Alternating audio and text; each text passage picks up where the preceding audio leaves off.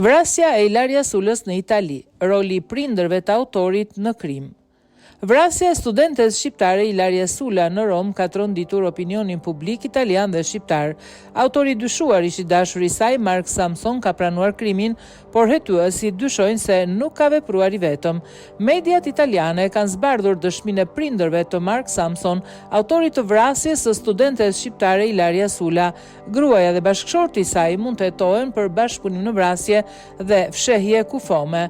Trupi 23 vjeçares u gjet në një gremin në Kapranica Prenestina pas një tentative për fshehje të kufomës në një valixhe.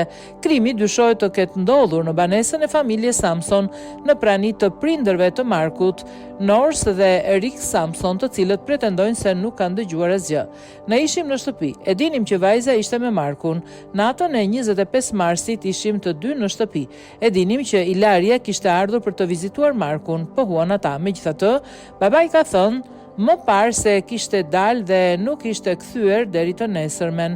Nëna e Markut kishte shprehur pa kënaqësi për lidhjen e djalit me Ilarian, duke thënë se e shpërqendronte nga studimet.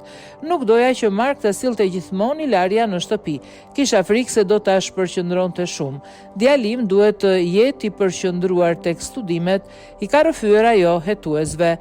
Më shumë se konflikte të zakonshme, bëhet fjalë për një armiqësi të eshtur ndaj vajzës, ndoshta e lidhur me bindjet fetare të nënës. Hetuesit po shqyrtojnë nëse ajo dhe bashkëshorti kanë ndihmuar në krim apo në fshehjen e tij. Dëshmitë e tyre janë kontradiktore dhe të paplota, duke ngritur dyshime për bashkëpunimin.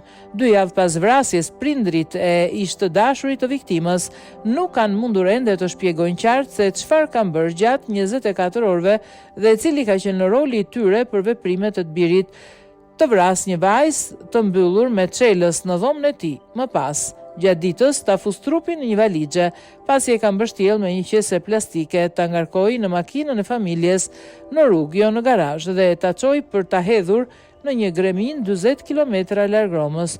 Dyshimet ndaj Nors dhe Rick Samson konsiderohen mëse të mjaftueshme, mëse të justifikuara, edhe për faktin që duket shumë e vështirë të besohet se Mark e ka kryer të gjithë të krimi vetëm.